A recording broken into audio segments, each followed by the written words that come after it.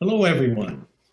This is the May presentation of the Friends of History First Wednesday Lecture Series. I am Ben Woodbury with the Friends of History, and will be your host today. Let me start with a few administrative details before today's presentation. As a reminder, all recent, past, and future First Wednesday online lectures are now, or will be, available on our new Friends of History webpage, which is provided below. Just click on the lecture series link at the top of the homepage. Information on the webpage is also available regarding the walking tours of the historic downtown Santa Fe, a major initiative of the Friends of History. Take a look. Hello, everyone. We're starting the May presentation with the Friends of History First Wednesday lecture. Our monthly lectures are being provided free of charge by the Friends of History with the support of the New Mexico History Museum. We do, however, accept and encourage donations. These will go directly to support the lecture series and, more importantly, all History Museum programs and exhibits. Should you wish to make a donation, just go to our new website and click on the Donate Now button at the top of the page. Before introducing today's speaker, I want you to know that for our next lecture, we are fortunate to have as our guest Rick Hendricks, presently the New Mexico State Administrator, and in the recent past, the New Mexico State Historian. He will speak on Pueblo Indian sovereignty. If you wish to be on our mailing list to learn more about this lecture and all upcoming lectures, you can sign on our webpage or email us at the address cited below. Now for today's lecture. Our speaker is Ms. Leah F. Tookey, the Curator of History at the New Mexico Farm and Ranch Heritage Museum in Las Cruces, New Mexico. She earned a master's degree in agricultural history and rural studies from Iowa State University. Her work at the New Mexico Farm and Ranch Heritage Museum involves research and writing for exhibits, maintaining the museum's library and archives, and too many other jobs to mention. Last year, Leah curated the museum's exhibit, Home on the Range, From Ranches to Rockets, from which this lecture is drawn. Following her presentation, we will have a live question and answer session with Leah. Your questions and comments can be posted at any time on the YouTube chat room during and after the presentation. Upon completion of today's event, both the lecture and the Q&A session will be posted on the Friends of History webpage, as well as on the History Museum's YouTube and Facebook pages. So now we welcome Ms. Tookey. Ben, thank you so much for the introduction. It is such a pleasure to be here, and thank you to the Friends of the History Museum for the invitation to speak today. My presentation today is based on an exhibit that we installed at the New Mexico Farm and Ranch Heritage Museum in the fall of 2019. The exhibit was intended to be up through 2020, which was the 75th anniversary of the creation of White Sands Missile Range. We were looking forward to being part of the range's celebration, but of course, COVID-19 had different ideas. We now plan to keep the exhibit up until June of 2022.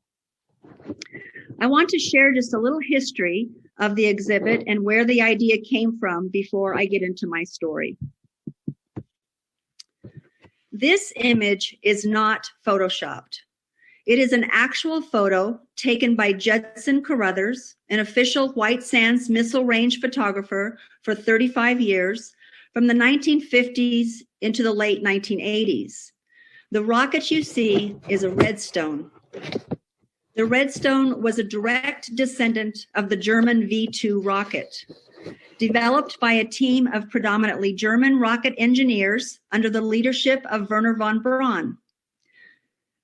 Von Braun had been brought to the United States after World War II as part of Operation Paperclip. the Mercury rocket that was used on the 5th of May, 1961, to launch Alan Shepard on his suborbital flight to become the second person and the first American in space, was a derivation of the Redstone. Now, you may be asking, why would a farm and ranch museum have an exhibit on rockets? And that would be a legitimate question. Well, this is how it happened. Several years ago, I was the director of education at the New Mexico Space Museum in Alamogordo. And while I was there, I learned all about the missile range and what it goes on out there. Because of my background in agricultural history, I was very interested in learning more about the ranchers who lived on the range before the military arrived and took over during World War II. Back then, I thought it would make an interesting exhibit. But since it was a space museum, the ranching angle didn't seem to fit. Years went by, and I meanwhile got a job as a history curator at the Farm and Ranch Museum in Las Cruces. One day, someone dropped off a large envelope full of pictures. And when I opened it, this photo blew me away. I thought, here is the opening photo for the Ranching at White Sands exhibit that I'd been thinking about for more than 10 years. I first decided to just focus on the ranching story, but was later convinced that we should also tell the story of the rockets and the missile range, and the rest, as they say, is history. I'm going to start this conversation as the exhibit starts with life at White Sands and the surrounding areas before World War II.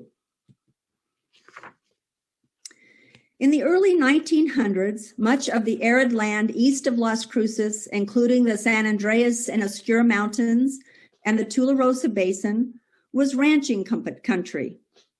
Many of these ranchers came from Texas in the late 1800s and found grass tall and plentiful. They soon realized that they had arrived during a particularly wet climate period and that raising cattle would not be as profitable as they had once believed. But they stayed on. By 1940, the typical ranch in the area was composed of small pieces of privately owned land, supplemented by large parcels of federal and state land, which the ranchers leased for grazing purposes.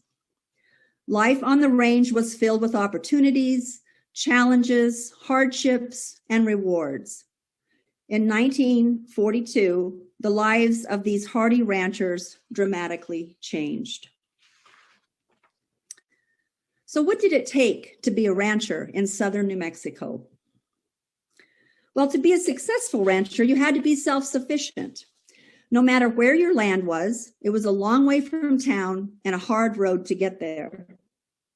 A rancher needed to be able to repair windmills, build fence, cut lumber, dig water wells, and create water distribution systems.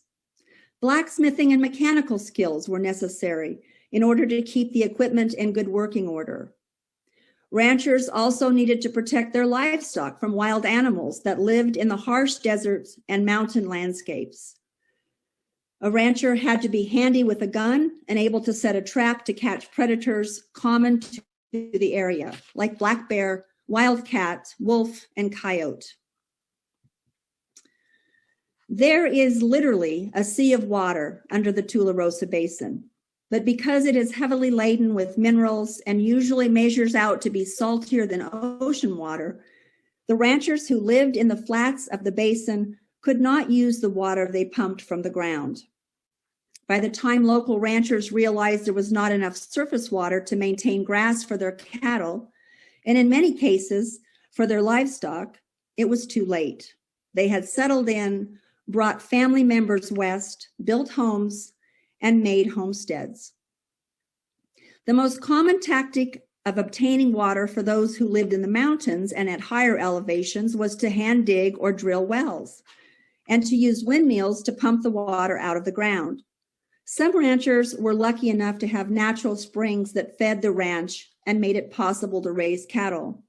Many ranchers dug and lined pools at the water source to collect as much water as possible for their animals to drink. Most families on the range raised cattle or goats. ranchers who owned land on the flats and who had reliable sources of water could raise cattle. However, the carrying capacity could be as low as 7 or 8 head per section, and a section is about 640 acres. The ranchers who lived in the mountains surrounding the Tularosa Basin were more likely to raise goats that ate less than cows and were more suited to the rough terrain. While at the end of the 19th century, many ranchers had been raising sheep, by the 1930s, much of the grasses had disappeared from the landscape and goats were better able to survive on prolific shrubs. 2 big challenges faced ranchers when it came to feeding their families. It was a long way to town to purchase groceries, and there was no practical way to refrigerate food.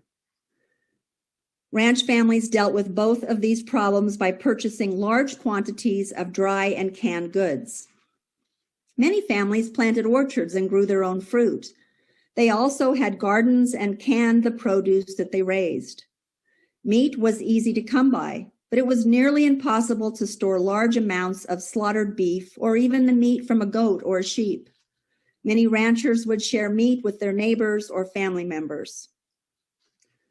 While refrigeration was difficult, there were some creative methods for preserving fresh food, items like milk, eggs, and meat.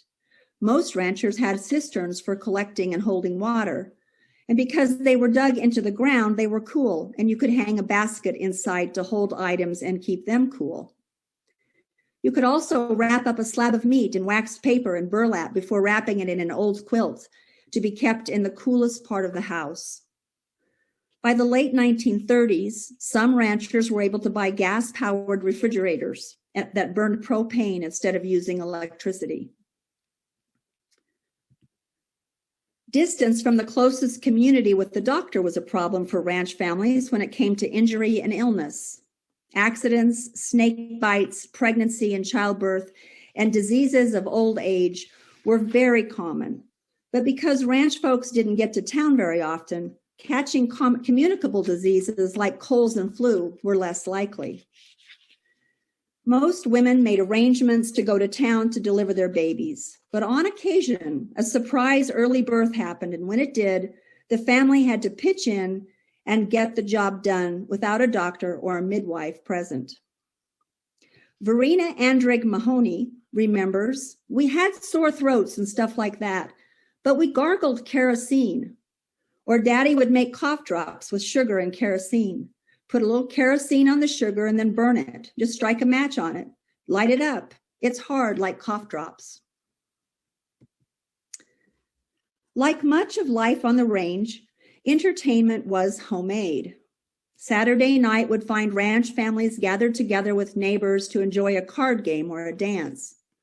It was common for people to have dances at the local schoolhouses, but the most popular place was the dance floor at the Leland Miller Ranch. Miller built the portable dance floor with numbered boards that could be taken apart and put back together whenever he wanted. Just throw a little sawdust on top and away you go. Ranchers brought their own instruments and provided music. A potluck meal was also standard. The dances would go on into the early morning hours, but there was often enough energy left over to participate in a ranch rodeo the next day. Ranch children, like all children, created their own entertainment. When they weren't busy tending to livestock, working in the garden, or doing schoolwork, ranch kids enjoyed riding horses, outdoor games. The large holding tank at the Lucero Ranch was a popular place to swim, and some kids remember ice skating on the water tank during a particularly cold winter. Children's education was another challenge that ranchers faced head-on. There were several different options.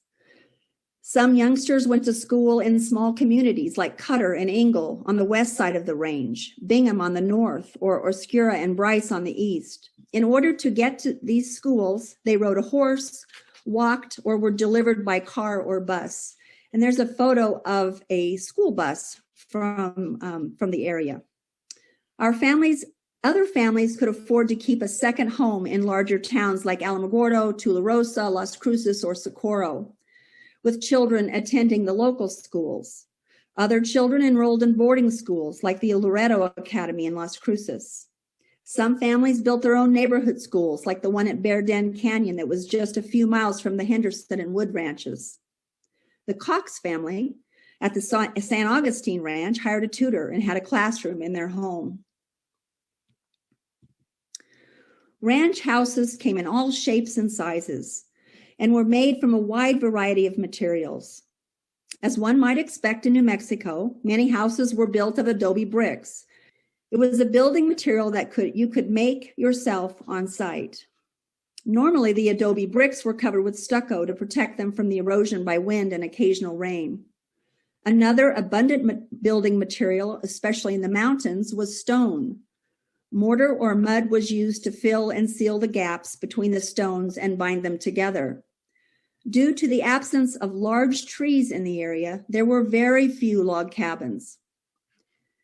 The other building style used by ranchers was wood framing, usually covered with board and batten. Because board and batten are not airtight, the families who lived in these homes covered the interior walls with layers of linoleum, cardboard, or newspapers. As I said earlier, life for the ranchers and their families on the range was filled with opportunities, challenges, hardships, and rewards. But in 1941, an event that took place thousands of miles away brought ranch life as they knew it to an end. Yesterday, December 7th, 1941, a date that will live in infamy, the United States of America was suddenly and deliberately attacked by naval and air forces of the Empire of Japan. This is a famous declaration given by President Franklin Delano Roosevelt on the day after the bombing of Pearl Harbor, and it announces the event that would change the lives of the ranchers at White Sands forever. In early 1941, with war raging in Europe, U.S. officials looked at the Tularosa Basin as a possible training site and bombing range for Britain's Royal Air Force. The bombing of Pearl Harbor changed these plans, and on January 20th, 1942, an executive order establishing a training range for U.S. crews at the Tularosa Basin. Called the Alamogordo Bombing Range, it was just one of dozens scattered across the Southwest. New Mexico alone hosted 13 bombing and gunnery ranges and 8 air bases during the war. Army Corps of Engineer representatives visited to survey the ranches and tell the owners that they had to move out. They carried lease agreements stating that the land would be needed until the end of the war, and owners would receive annual payments based on the size of their ranch units. Ranchers were told they needed to remove their livestock, as they would not be allowed back to their lands until the end of the war. Ranch families performed their patriotic duties and complied with the orders. Some were only given a few weeks to leave. Because the United States was not well prepared for the war, the Army wanted ranchers out as soon as possible, so the training of the millions of men needed for the conflict could begin. Unfortunately, their methods of removal were often rushed and harsh. To this day, many of the families affected portray Army management as heartless and cruel. Many of the families had spent decades living and working these ranches through good times and bad. They were proud and self-reliant. None were rich, so they had very few resources for moving thousands of goats and cattle and no place to move them. The Army didn't provide any financial assistance for the moves and didn't make any lease payments until after the first year. With so many animals suddenly for sale, there was a glut on the market, and ranchers were forced to sell their livestock at rock bottom prices. The forced relocation and future actions of the military left them angry and led to years of resentment. With the war and all its anguish, there was no reason for the ranchers to be treated in the rude and dictatorial manner by these employees of the government, remembers Alice Lee Cox. My story now moves from life on ranches to life on the Missile Range. And where do we start this story? Well, I think we have to start with the proverbial elephant in the room. In 1942, in response to reports from European scientists that the Germans might be building an atomic bomb, President Roosevelt authorized the formation of the Manhattan Project. The atomic age began on July 16, 1945, at Trinity Site. Trinity Site is one of the most historically significant places on the planet. It plays a role in our story because ranches belonging to brothers George, Dave, and Ross McDonald were used for the test site, base camp, and ground zero. Scientists at Los Alamos, New Mexico, the scientific center for building the atomic bomb, came up with two bomb designs. One used uranium-235 and was relatively simple. It was used to destroy Hiroshima, Japan on August 6, 1945. The second design used 13.5 pounds of plutonium at its core and was more efficient and sophisticated. It was tested at Trinity Site and was dropped on Nagasaki, Japan on August 9, 1945. The question many people ask is, why did the government choose White Sands to test the atomic bomb? In fact, many people think that White Sands Missile Range was started as a site to test the bomb, but this is not true. For the testing of the plutonium bomb, security and secrecy were of utmost importance. Los Alamos scientists looked at 8 different sites and chose the secluded desert of southern New Mexico at the north end of the remote Alamogordo bombing range. In the fall of 1944, soldiers started arriving at Trinity Site, an 18 by 24 mile area, to prepare for the test. Base camp, where the soldiers lived, was located at the Dave and Ross McDonald Ranch. The George McDonald Ranch house was used as an assembly site for the bomb's plutonium core. Ground zero, just 2 miles away, was where the bomb was detonated atop a 100-foot steel tower. Although no information on the test was released until after the atomic bomb was used against Japan, people in New Mexico knew that something had happened. The shock broke windows 120 miles away. Army officials simply stated that the munitions storage area had accidentally exploded at the Alamogordo bombing range. So that's a very brief discussion about the elephant in the room. Now let's talk for a minute about the first rocket that was tested at White Sands. The first rocket launched at White Sands Proving Ground was the WAC Corporal. WAC stands for Without Attitude Control. The Jet Propulsion Laboratory at Caltech received orders in 1945 to build a rocket capable of carrying a 25-pound package of meteorology instruments to an altitude of 100,000 feet.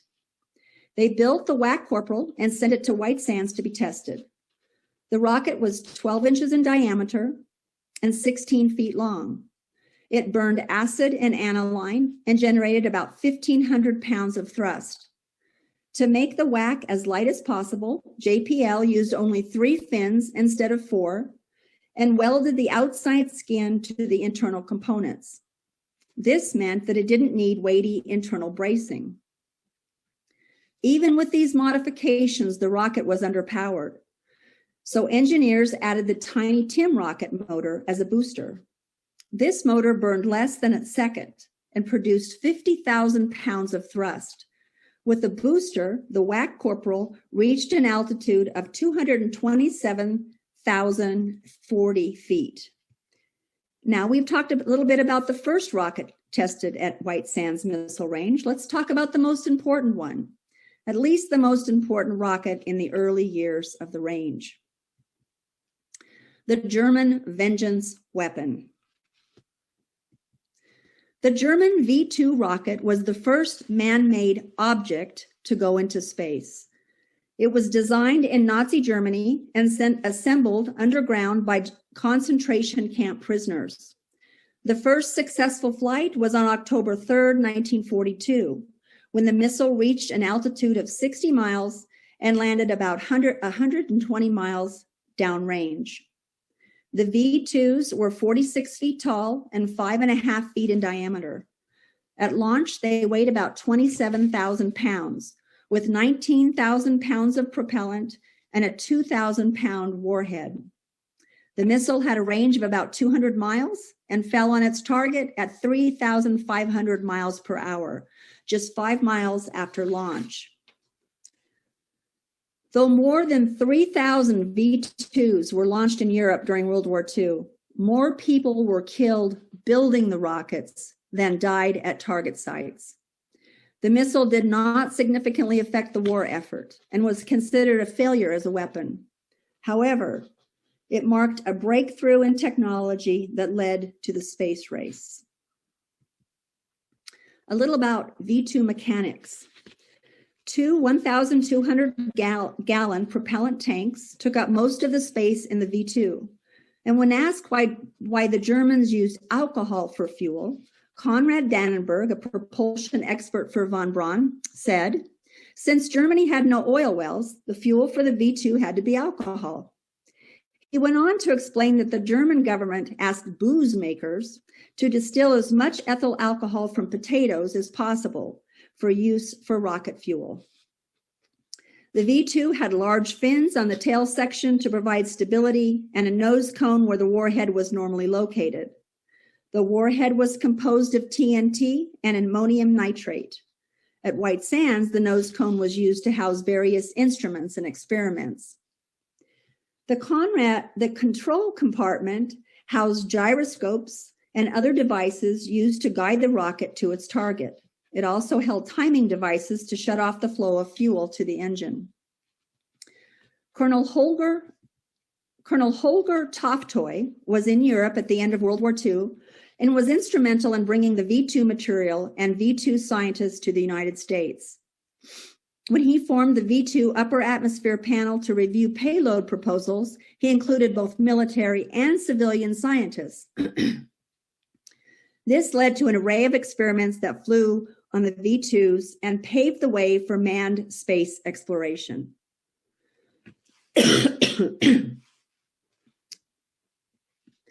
Many scientific experiments were conducted using the V-2. National Geographic magazine flew a camera on board and took look-down pictures of the Earth. The photos showed the curvature of the Earth, and meteorologists recognized that looking at weather from above the clouds had a great advantage. Other experiments measured cosmic radiation and the effects of weightlessness. The Air Force studied rhesus monkeys during the space flight, and they discovered that during stressful parts of the flight, the animal's heart and respiration rates were within normal range, giving them confidence that humans would someday safely ride in a rocket into space. Now, if I was telling this story in a dissertation or a book, I would have a thesis statement. And my thesis statement would be that if it were not for the V-2 rockets that arrived at White Sands after World War II, the military might just as well have packed up at the end of the war and moved out. But 300 railroad cars full of V-2 parts, as well as many of von Braun's staff and personnel, came to southern New Mexico. With this arrival, the military understood that there was more to this V-2 stuff than just a weapon of war. Somehow they knew that this was very important to the future of the country. And like the ranchers who arrived from Texas in the late 1800s before them, they stayed on. After the arrival of the V-2, the missile range transitioned from a wartime research facility to a military base with larger personnel numbers who focused on research and testing. During the 1950s and 60s, most of the ranchers realized they were not going to get their land back and moved on to other endeavors. Beginning in 1970, ranch unit leases were no longer included public domain lands, leaving only small privately owned parcels and dramatically reducing annual fees paid to ranchers. In 1974, Congress authorized the purchase of private ranch lands, but provided only enough money for 86% of the land. The government continued to lease the remaining land until more funds were appropriated. In 1980, there were only 34 owners who had not settled with the government. Most sold voluntarily. The Corps of Engineers, under the law of eminent domain, filed in federal court to have the rest of the land condemned for purchase. They then deposited the appraised amounts into the ranchers' bank accounts, and the battle for the ranches at White Sands came to an end. Remember that I said earlier, the reason Trinity Site was important to our story was because of the ranchers who lived there before the war. Well, one of these ranchers was Dave McDonald, who was one of the last to give up. Prior to World War II, David McDonald and his brother Ross owned 640 acres of private land and leased more than 22,000 acres. In 1942, when the government took possession of their land, the brothers received $1,385 per year, plus $1,000 for improvements. In 1948, the payment rose to $7,055. From 1950 to 1970, they received $7,635 per year. And in 1970, the government stopped compensating ranchers for their leased land, and the McDonald's payment dropped to $2,048. When money was made available to purchase all the remaining privately owned land on the range, Dave McDonald refused to sell. In October of 1983, the court rendered a judgment valuing the McDonald land at $160,000 and awarded the deed for the land to the government. In the end, the brothers were paid almost $450,000 for the leases and the final purchase of their 640 acres of private land. Of course, my presentation today covers only part of the story. The actual exhibit tells much more. As part of the exhibit, we constructed a model home based on a tiny Bennett Potter home that still stands at White Sands Missile Range. We also constructed a model of the LC-33, which is the launch complex where the V-2 was tested. You can walk through the building and watch actual footage of the V-2 being launched, both successfully and not so successfully. We included several exemplars in the exhibit. 4 ranch families who represent all those who made their homes at White Sand before World War II, and 4 members of the science and military community who were influential to the growth and development of White Sands Missile Range. We included many artifacts that tell the story as well. A wind generator that once produced power for radios and lights that made ranchers' lives better. A huge bear trap that was used to protect livestock. And 2 kid goat sheds, one which was repurposed by clever ranchers from a military tent cap. On the rocket side of the exhibit, we have pieces of trinitite produced from the explosion of the atomic bomb. We have several items that were brought to the US from Germany with the V-2 rockets, including a rocket engine, film readers, and a cinetheodolite camera. We also included a wall with artifacts and images that tell the story of modern day life at White Sands Missile Range.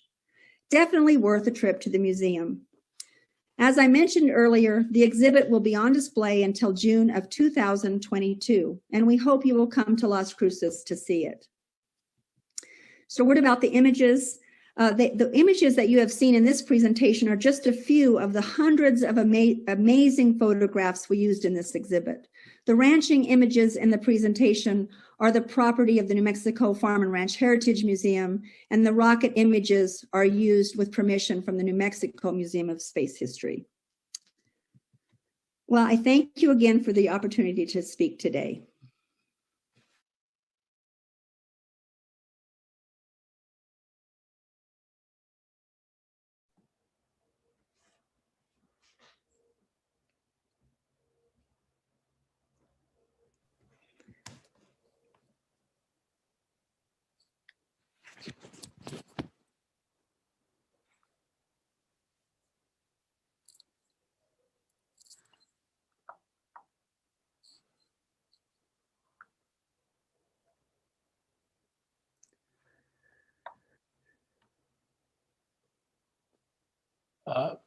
Leah, thank you.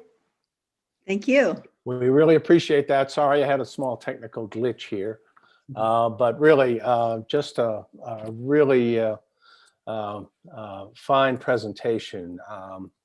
I'm struck by the empathy you have with the farming and ranching community, and the turmoil that grew out of that transfer. At the same time, it opened up new possibilities for the Tularosa Valley. And I understand at one point there were as many as 12,000 people working down there at White Sands. So, but quite transformational with both the pros and cons associated with that.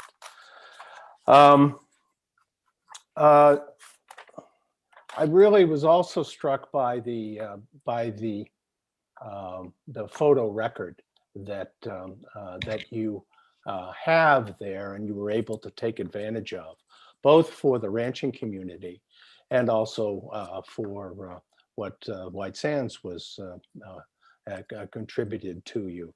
Is there more of a story behind how some of these photos came into the possession of the museum? Well, the ranching photos were all collected, and of course, my memory is not going to help me here with the name of the organization, but I can get that to you, as I always say. That's fine.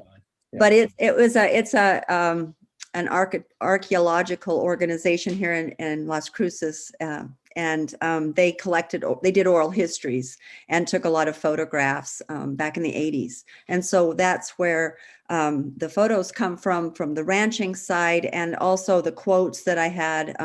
The exhibit has a lot of quotes and information from that collection. So it's pretty amazing. And then of course, I said I worked at the Space Museum earlier, and I was pretty familiar with the pictures that they have. So, and they were very helpful. And also White Sands Missile Range, the museum out there, they were helpful to us with as far as artifacts and getting information. So we had a lot of help. I did want to mention a lot of this exhibit is based on a book called A Pocket Full of Rockets by Jim Eccles, and he was my co-curator on the exhibit. And so I really should have given him much more credit, because without him, I couldn't have done this. One of the interesting things that he always says that I think I should have also shared is that the ranchers who lived on the range before the war and the military and scientists who lived there after the war shared some of the same traits. They were self-sufficient, and they had to be motivated and be able to take care of themselves and do a lot of things for themselves because of the place where it is. And so that, I think that's really kind of a neat connection, even though there was a lot of stress and anxiousness, and the two groups of people were very similar kinds of people. And I think that's an important part of the story as well. Well, that's wonderful to hear. If you would email me his info, we will append that to I will. The chat, and that way those who may be interested in pursuing that could find it. I think it was. And I'll email you the name of the organization that did all the wonderful work that I used. That, of course. Well, that would be fine too. That's a bonus for us. We do have for our general audience. I wanted to remind you that feel free to ask questions on the chat. We have a few coming in, and we will be happy to share those with Leah as in the next few moments.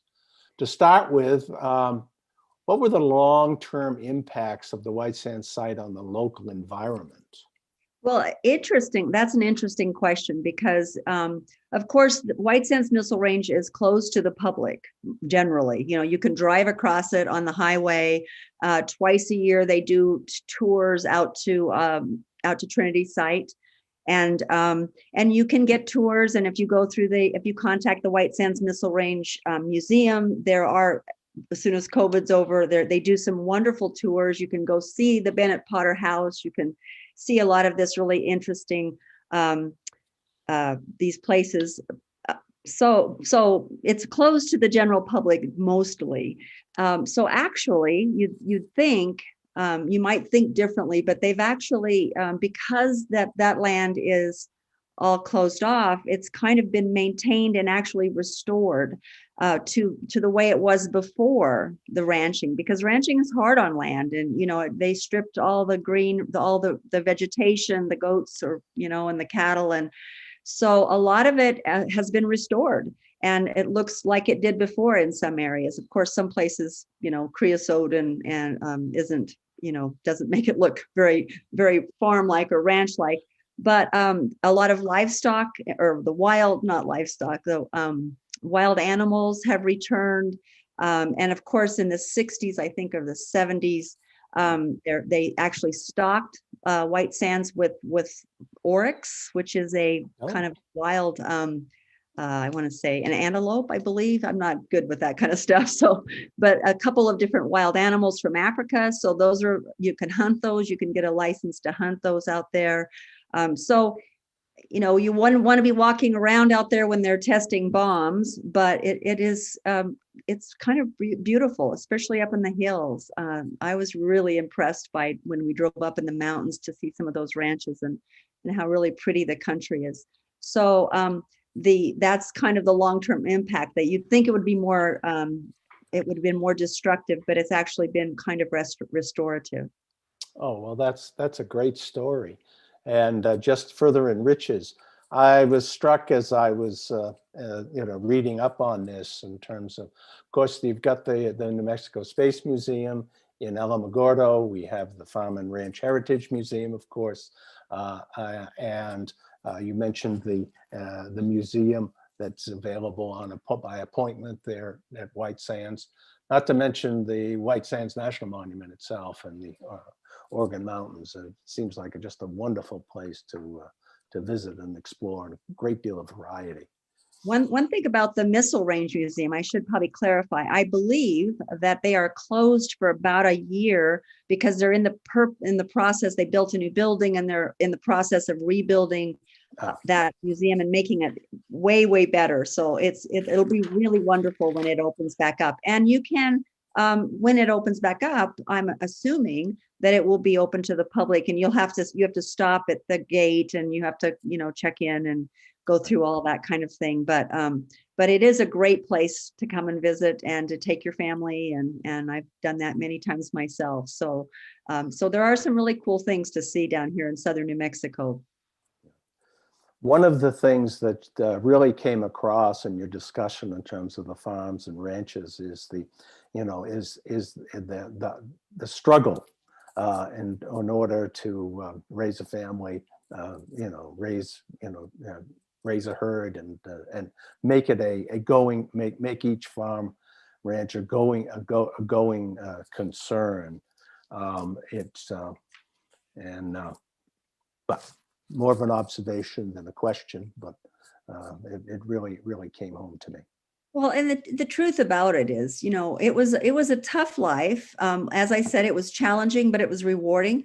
But, I did history in the Midwest, and the truth is that people struggled, in the Midwest, as it was a lot easier to grow grass, of course, and food for your animals. But, the things that the ranchers did to survive, were not unique to White Sands so much. They were unique to the lifestyle. Ranching and farming is not easy, no matter where you are, especially during that time period, and especially during the Great Depression.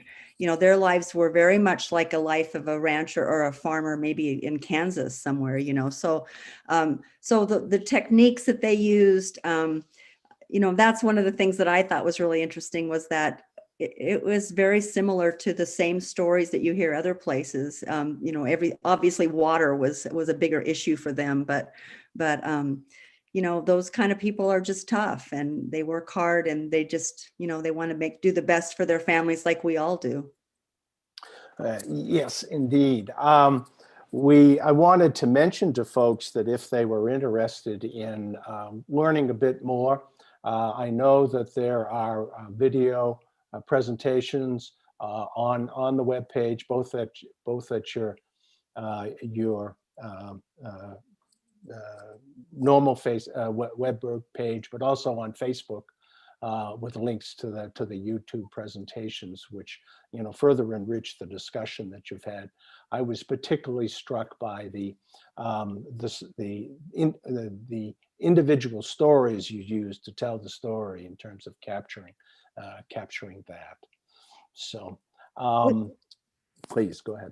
We did. We chose 4 different families that lived out at White Sands. The Luceros and the Lucero brothers, if you know anything about the history of Las Cruces, were famous. Las Cruces, they were deputy sheriffs, and they were very good at bringing water. We sort of focused on families that did really well at a particular aspect, like providing food, providing water for their livestock. We talked about the Cox family, who actually survived. They actually kept part of their land, and why they were able to do that.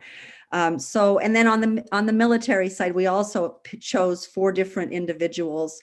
One of them being Werner von Braun, to focus on, that was important to that side. So I think we tried to tell the story as completely as possible. Yeah, and now that we're beginning to open up, in response after COVID, we're having the exhibit extended into June of 2022 provides an opportunity for those who wish to see that. And actually, it's July of 2022. Oh, July. Okay. So, July. so that is actually a little longer, but wonderful on that. So this will be an opportunity now if you have any last minute comments, and then we'll begin to sign off. Well, I just thank you so much for the opportunity to speak and to share this story. I think it's a really important story for New Mexico history. And so I just appreciate it. Good. Well, we very much appreciate you giving us the time and attention. For our audience, of course, this lecture, as well as all of the Friends of History online lectures, are available on Facebook and YouTube and the New Mexico History Museum webpage, along with the Friends of History webpage, where we maintain a catalog of those presentations. So we thank everyone for their participation, especially to Leah, and we will look forward to talking with you all in the future. Thank you.